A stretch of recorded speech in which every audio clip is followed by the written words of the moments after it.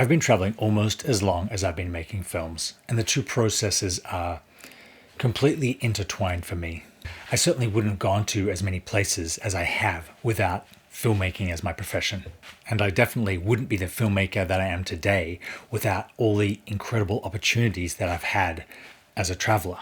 Each city, each culture offers two completely different perspectives. How the people in the place you are visiting see the world, and how that's different from the place where you've come. And I'm talking here about both travel to exotic, far-off places like Japan and Laos, but also about going to another city in your own country. I really love how a new city stimulates your perception of things, and how coming back to your home changes the way that you look at your everyday routine. Everything appears somehow new, offering fresh angles and untapped stories waiting to be told.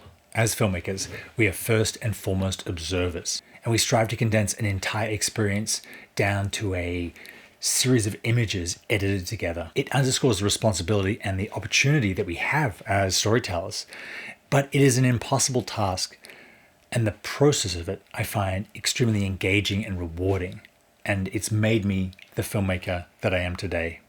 Logistically, the art of travel filmmaking is an exercise in intentional minimalism. Each piece of equipment, every lens, every microphone has to earn its place because you're going to have to carry it every step of the way. It's about distilling your toolkit down to the essentials, ensuring each item serves a purpose. And I'm constantly looking for ways to further reduce what I have to bring with me. This constraint, rather than being limiting, can actually be incredibly liberating. It pushes you to innovate, to think outside the box, and to truly understand what's at the core of the story that you're trying to tell.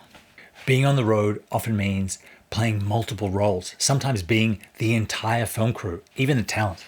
You're the director, the producer, the cinematographer, the sound recordist, the gaffer, and the grip. This can be incredibly overwhelming at first because it means that every frame somehow becomes personal, something you created and fought for. You can't do elaborate setups and clever camera moves. You can't distract from the essence of the story. You have to let it take center stage. It's a return to the roots of filmmaking.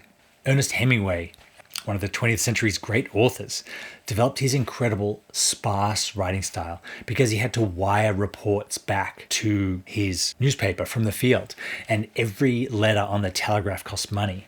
He stripped away all the fanciness and verbose language that was really fashionable when he was writing and reduced his work to the bare essentials. Hemingway showed us that truly less is more.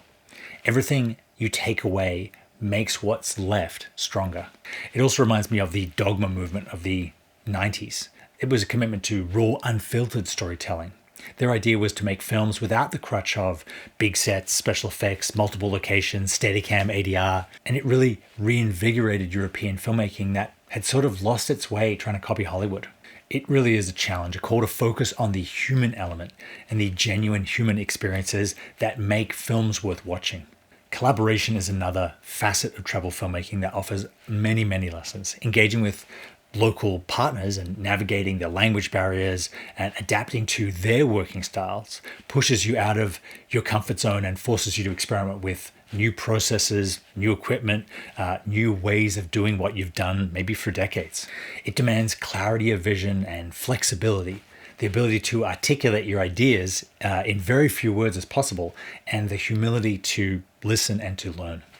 I think making films in other places has taught me more about filmmaking than anything I ever did in my studio at home. I wholeheartedly recommend that you take on this challenge, immerse yourself in new cultures, and let these experiences mold and refine your craft. It's not merely about capturing breathtaking visuals or exotic locales. It's about growth, personal growth, and expanding your horizons both as an artist and as an individual. In the end, travel and filmmaking are two sides of the same coin, both journeys of discovery.